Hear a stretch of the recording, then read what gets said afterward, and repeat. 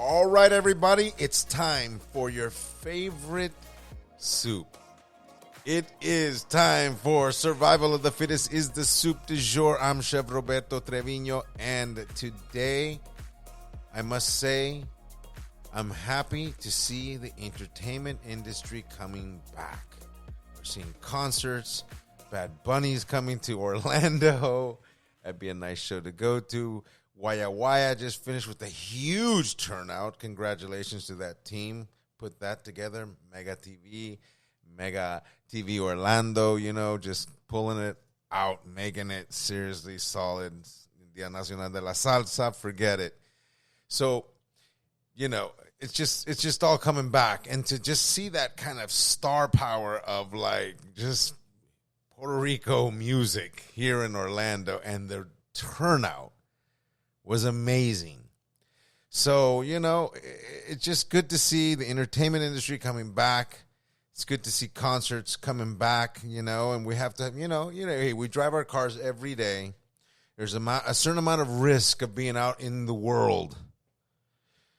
Just add one more little risk to it all right? And let's just take care of ourselves and just move forward. I think that, restaurants need to be all open again, and all chefs kind of just on to battle in their kitchens, and innovation and great food coming out of the great cities and all cities, because, the internet, the iPhones and everything have made it so tight that, really, I think there could be just incredible restaurants in incredible parts of the world, in small towns and cities. And it'd be nice to see that, a little more of that. People, just chefs that are talented, just sending out their food so everyone can see it at least. And if they can get to their kitchens to get to eat it, well, that's even better. But, I think that's cool. So definitely, an exciting time. I think because of the entertainment industry coming back, I believe that even restaurants and chefs come back. So, we kind of like, in sports and all that, the big high end sort of like star power, jobs like movies and TV shows and, in sports and yes, chefs. So definitely bring those, good times back, so chefs can live that glamour that their kitchens really allow them to live in. Yeah, it is war and it is tough, but the payback is amazing when you do great work. So definitely an exciting time. Thanks to Orlando Brewing. My favorite time to take a big swig of this ice-cold beer. So here we go.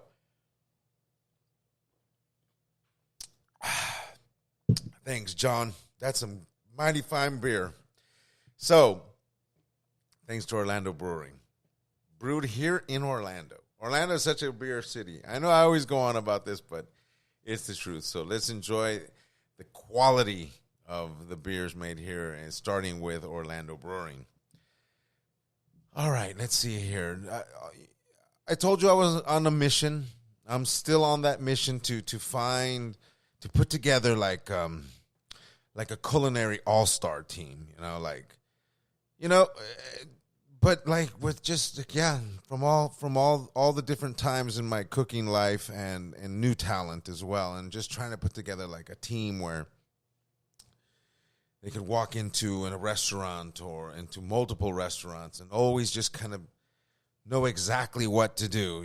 That's the mission here. So definitely looking forward to putting that team together and doing exciting things. So if you feel like you have that or want to be part of like a sort of culinary mercenary team, reach out. You find me on Instagram on Chef Roberto Treviño, and you can send me a message there, and we'll see if we can get you on that. Like clockwork. My old dog Cappy, making sure just reminding us he's still up and kicking. He's an old dog. He's cool though, and he walks out every day and he does his thing. But he goes through these. He always makes himself known whenever we do the podcast here from my house, and we are at my house in Lake Nona, which I believe is a really beautiful part of the country. It's just so spectacular out here. I mean, I love it. So it's always a pleasure to be home with the dogs and doing the podcast. Survival of the fittest is the soup du jour. And, these times, I mean, we gave this podcast that name. It's kind of long, but we gave it because it was right during just a rough time where I think that it was about survival of the fittest. And I think survival of the fittest means many different things now. It's like, how well am I doing in business? How well am I doing with my personal life? How well am I doing with my, my physical life? Am I healthy? All these. Am I drinking too much beer? Never. But anyhow, it's one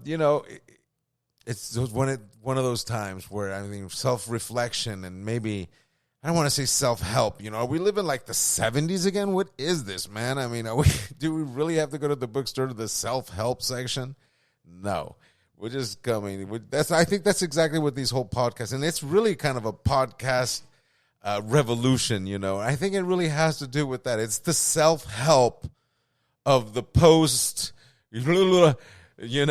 times we're living. And yeah, so that's exactly what all these podcasts are. It's just people kind of getting blowing off steam maybe, or just talking shit, and really, enjoying themselves, and really hoping that whoever is out there listening is enjoying as well, and we invite you to send us comments from, Chef Roberto Treviño on Instagram, on Twitter, same thing, Chef Treviño on Twitter.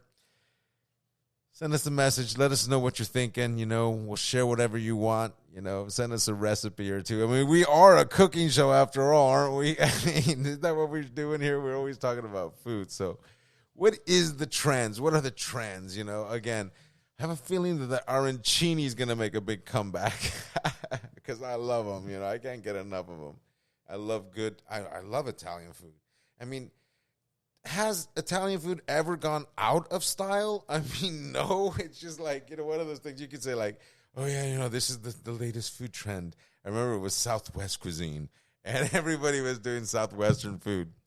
And, but like Italian is Italian. It's just been there forever, and it's hugely popular, and it's good when it's good, and it's really good when it's really good. And I've been fortunate enough to have just some great food. So from the Italian sort of food tree, if you will, so in Italy and in the United States, because I believe, that Italian culture in the United States is awesome. And, you can get some really good food, in some of these Italian neighborhoods around the country, from North Beach to Little Italy. And of course, all the other things that are influenced from that great, cuisine, like a sausage, like an Italian sausage with, like provolone and peppers and onions. Forget it. That's awesome. And I wanted to say, forget about it. I just didn't do it, but I did it. So there it is. Italian food definitely high on my list of favorites. And, who can deny, I'm going to say it, pizza. Oh, my God. Pizza and beer? Oh, right? I mean, yes. I mean, let's just say I didn't have to really worry anymore. I didn't have to work. I could just lay back. I think I would want a steady diet of pizza and beer and just go out like that, because I love pizza and beer. It's just one of those things. And I remember when we were still underage, we would go to a pizza place in North Beach in San Francisco, and they would actually serve us beer there. They would just serve us beer. And I remember we'd get our own pies, because they were like these 12-inch pies, but we would get our own pies. And I would literally drink a 16-ounce can of beer with every slice. I mean, this is precisely why I am a professional drinker today, everybody. And I mean, yeah, alcoholism is rough. A lot of people suffer from that, but I don't, and I drink a lot. So, I mean, yes, it started back then. Underage drinking, which I never recommend, by the way. Let's just be clear. I like to spread the positive message, and I think individually we need to make our own decisions, but I don't recommend it. But certainly prepared me for my quest for getting drunk, because I enjoy it. Nothing like 5-6 shots of tequila, just bam, like, whoa. go. I mean, you really got to know how to time yourself, because I think you can do 6 shots of tequila spread out with some water in between us. You know, you got to linger. You can hang on. But you can then do like 2 doubles in like less than 5 minutes. Guess who's blacking out? You know what I'm saying? It's just like, so definitely I like to push the envelope, but, you know, it's one of those things. And of course, nothing like, you know, when I was a kid, I remember, you know, my dad and my uncles, they were beer guys, and they were like, always like, oh, get me a beer. And I'd go get him a beer, and my dad said, you want to taste it? Before he had to give it to me, I'd say, yeah. And I remember I'd taste it and go like, yuck, it's so gross. I mean, I was a kid. And I don't know if it's the palate or the years, but as you get older, beer tastes better. That's what's the funny part of this. You know, when you're a kid, you taste beer and you put on this face like, this is gross. But as you get older, maybe it's that rot in your mouth. I don't know, but the beer is just sweeter than ever. Yum. I'm going to thank it, Orlando Brewing, once again. Here we go. Well, okay, summer's coming up. I think Orlando summers are really nice. They're really, really cool. I mean, and I don't mean that literally because it's hot as sin, but it's a great place to be in July. You know, it's a patriotic month. It's a patriotic city. You know, it really, downtown Lake Eola, everything gets decked out with the flags, and it's nice to see. I'm wondering if this year it'll happen. I'm hoping so. I think that's one thing that we can't lose sight of, you know, is how fortunate we are. And, you know, and I mean this, you know, how fortunate we are to be part of this great country where we can do what we do. We work, we play, we live our lives, we love, we lose, we do it all. And it's part, you know, it's just we live our lives in America. And the United States of America is wonderful. I've been around different places and enjoyed many different places that I've visited, but there's nothing like coming home to the United States. And in Florida in particular has reminded me how wonderful it is to be part of a state that is so patriotic, but at the same time has become such a melting pot of really exciting Latin American cultures.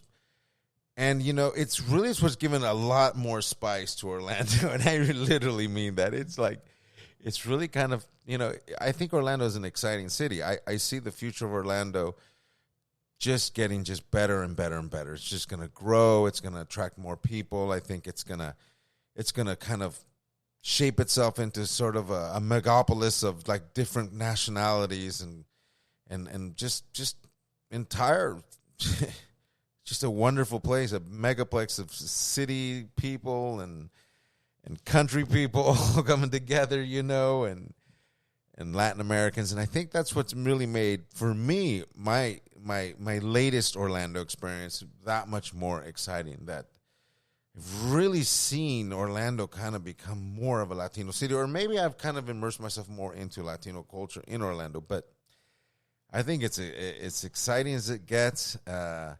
Politically, it's strong. Financially, it's leaving its mark in a very tough town. It's leaving its mark, and it's leaving a very solid mark. We saw it. We see it in the entertainment industry. And it takes us back to how we started this podcast. I'm just so happy to see the entertainment industry back and really kind of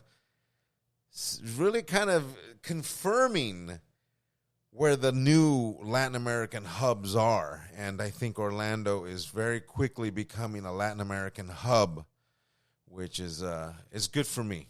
And it works for me, you know, coming out of Puerto Rico, which I absolutely love and adore the island, you know, to a place here in the United States, which I absolutely respect and love as well. But to find myself immersed in just like, you know, that lifestyle, that spicy Latin American lifestyle here in Orlando is what's making it that much better for me. So happy to say it. I say we're still looking for good qualified people to come work. We have all kinds of openings down here in Florida, so come on down. You know, we really are looking for just, let's see, we're just looking for really just to have a good old time, you know. The more people we can have down here to have a good old time with, we can, like, take some time off. We don't have to work as much because I tell you, we're, like, burning the candle on both ends here on the work front because of the lack of people willing to put the time into the kitchen. So come on down. We're looking, I swear. All right, let me take another sip of this. Thinking about the kitchen gets me all riled up. Man, absolutely love potatoes, you know. I had some papas bravas earlier today, and I thought they were awesome. And I was just thinking about all the different things. I know that here in Orlando there's a poutine fest, you know, with the fries and the gravy, you know, Canadian thing, and the curd, good stuff. And, of course, there's, you know, like chili fries and nacho fries and los salchipapas, you know, and all these different French fried dishes and like, you know, and then all the Peruvian style potatoes, you know, and it's just like the potato, man, is like a rock star, you know. You're just like, how the hell did the potato become so versatile, so incredibly popular and all over the world? I mean, yeah, I'd say all over the world, yeah. Who doesn't eat potato chips? You know, there's somebody eating a potato right now in the world, you know, if you think about it. So cheers to the papa, to the potato, all right? And, you know, I guess they're from the Americas, I mean, from South America, and they were taken to Europe and everywhere. So they've made their impact, the potato. I mean, that's pretty impressive, you know, for just kind of being, you know, the lump kind of vegetable, you know, like, oh, yeah, it's a potato. But I love it. So cheers to the potato, you know, papas bravas. We already said salchipapa, right? Yeah, we said salchipapa. Well, anyways, I still like them with ketchup. Maya ketchup también. I guess the mayo thing, I kind of caught on to it, I guess, you know. You know, everyone kind of says, like, oh, no, mayo, you know. I guess they do that in, like, Europe, so I'm down. I don't mind the mayo fry. I like aioli. I like Spanish-style aioli made with sherry and lots of garlic, you know, and French fries. That kills it. I can dig that. I actually used to do like a French fry dish, and I would put it in a paella pan and with lots of smoked paprika and like just for some guest who was like into French fries, and we would put like all kinds of chorizo and cheese and melt it all. It was just like heavy duty. And this guy used to love it. And it was just like one of those dishes that you say like, oh my God, but you know what? It was delicious. And you know, I don't think I could eat a lot of that. I think it truly would put me in a grave. You know, one thing I will say about fried potatoes, even though they're delicious, they're probably not the healthiest thing to eat. I think they've proven that. You know, and the yuca is a strong rival to the potato, by the way. You know, there was a point in my life where when I would eat yuca en escabeche, and I would say to myself, this rivals potato. You know, that's when you say to yourself, wait a minute, is there a rival to potato? I mean, rice is up there. Rice can definitely defend itself. I mean, rice, give me a break. But you know, the yuca to stand up to the potato like it has historic, I mean, and now especially with these new trends, you know, and bringing foods like from Latin America where the yuca grows in like, you know, Costa Rica and Salvador and so obviously West Africa, you know, its influence in the Caribbean and yuca dishes. So, I mean, delish, right? I mean, yuca chips, forget about it. I would get those over potato chips any day, but the potato still, I think, because of its popularity around the world, takes the crown. So, yes, there are a lot of root vegetables that are indeed very tasty, like the malanga and the yautía. Both delicious, okay? I'm one of those guys, when I go to the lechonera, I don't go for the lechon. I go for the boiled viandas, all right? So, yeah, go figure. But I mean, that's what I'm about. So, and I really dig them. It's killer. And, or even having like ñame or even sweet potato, forget it. It's all delicious. We're very fortunate to be part of a wonderful culinary world, where I think the more we live, the more exciting new flavors become. I mean, yeah, there's routine in what I like to eat. There's no doubt. But I am just always looking to try something new. And, I think that is the mission, to keep trying new things. As a chef, when you realize that you kind of become the matrix of your kitchen world in your mind anyway, there's a certain peace with just kind of like rolling with it. And I think truly discovering the flavors and what you're doing and how you improve them. I mean, it's different from when you were young, the young chef. The older chef, I think, looks for that foundation and why it is what it is. And I'm not talking about it's just the flavors. It's the presentation even. Yeah, and you know what? What's the best thing is the internet has made presentation like at your fingertips. You can see the most incredible work from the most incredible chefs on Instagram, and you follow the right people and you are just witnessing some of the most spectacular food on the planet. And you have those influences now at your fingertips. And you're putting what you know as food and flavors down on a plate with these influences from social media. And what is happening is something incredible. And we're fortunate. And we should take advantage of it. So really, you just can't hold yourself back when it comes to doing good food if you're in the biz. Obviously, if you're the home cook and into it, well, I get it. And welcome. And we're still talking about doing that chef camp, so stay tuned. But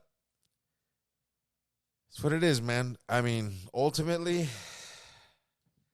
I'd have to just say one thing. Survival of the fittest is the soup du jour. I'm Chef Roberto Treviño. I'm here to serve. I can't wait to read your comments this week. Next week, we'll share more food ideas. We'll share more innovation as far as your personal growth as a chef and as an individual. And we'll see you soon. God bless.